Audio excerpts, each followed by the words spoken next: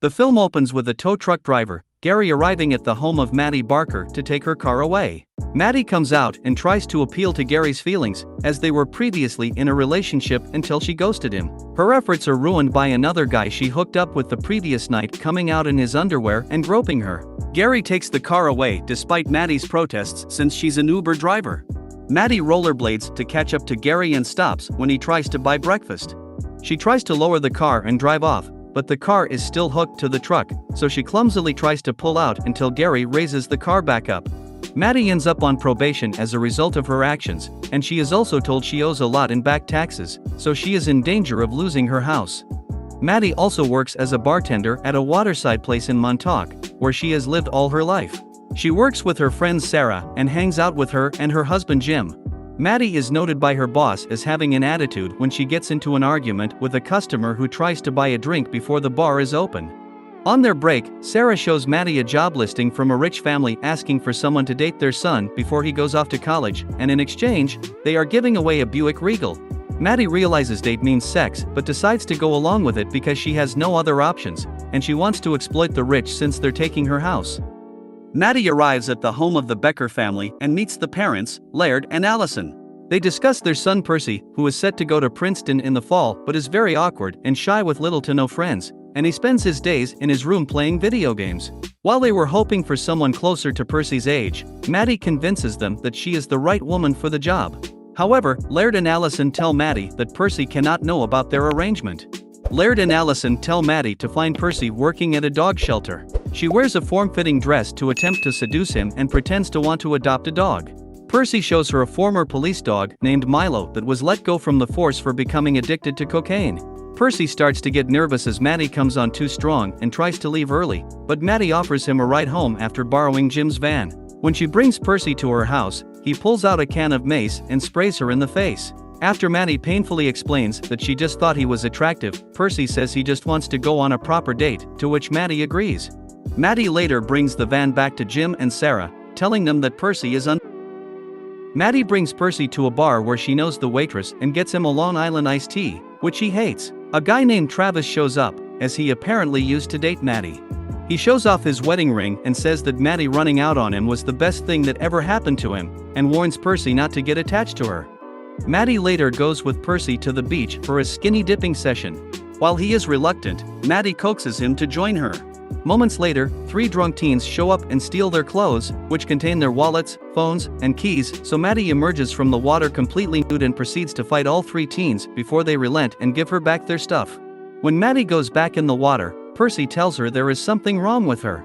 When Maddie won't give it back, he hops onto the hood of her car, and she proceeds to drive with him hanging on. The cops see them and pursue, but Maddie fears she will lose her license if she is caught, so she drives quickly and manages to run across train tracks before a train can hit them, allowing her to lose the cops. Maddie brings Percy back to her place in another attempt to seduce him. She tries to do a sexy dance for him, and then has him try to do the same until she sees a rash on his back, which he attributes to anxiety. Maddie applies lotion to his back as he starts to open up about his history, including the fact that his classmates made fun of him for sleeping in his parents' bedroom and spreading rumors that he was having sex with them, which is why he doesn't like to go out. Maddie also opens up about an embarrassing memory to Percy. A former classmate named Doug Kahn shows up at Maddie's house, as he is now a realtor and wants to sell her house for full price. Maddie turns him away, as she still plans to save the house. Percy asks Maddie to spend the day with her for a real date, to which she agrees. They go to an arcade and win prizes before getting kicked out because Maddie was messing with another kid. They go by the lighthouse where Percy asks Maddie to kiss her, and she lets him, though he is a bit awkward with it. She also talks to him about how she never left Montauk and has stayed in the same house as her mom because her father gave it to them along with some money so that they wouldn't bother him and his new family. They then go to meet Percy's former nanny, an adult man named Jody. He suspects something is up with Maddie, though she just hits back that he is creepy for being a male nanny to a teenage boy. Later on, Maddie and Percy go to dinner at a fancy restaurant as part of a little prom date since they both didn't go to their proms. She encourages him to play the piano after he mentions he can play, so he goes up and plays the song Man-Eater for the whole restaurant to hear, which earns him cheers and applause. Maddie is also equally impressed. A girl from Percy's school, Natalie, then goes up to offer her praise to him, and she says she is also going to Princeton in the fall. Natalie invites Percy to a party for other Princeton-bound students, though Maddie tries to stop him from going for fear that he will end up sleeping with Natalie or another girl. Despite Maddie's objections, Percy says he wants to go.